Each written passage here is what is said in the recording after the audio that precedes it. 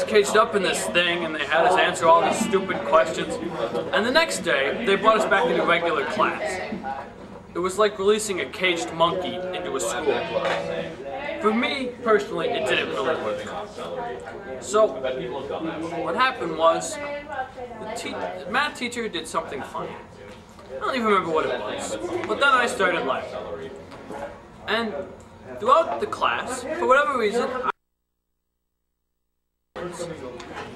and she got really mad, and she said, "You laugh one more time, I'm sending you down to the office." And that struck me as funny. So on my way to the office, I was reflecting on what they could give me for a punishment for laughing in class. May I say right now that I have never had a detention in my life.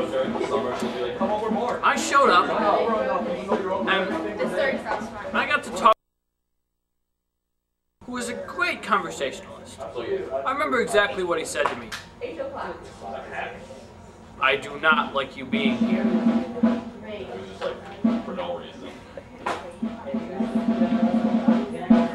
"What are your grades like?" "Oh, you know, mostly A's, a B here and there."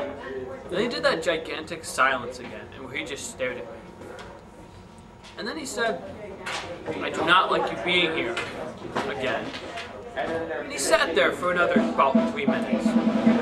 And then he brought out the real icebreaker. "So why are you here?" And I had to explain that I laughed in class, and that made the teacher frustrated, and that sent me down into his office.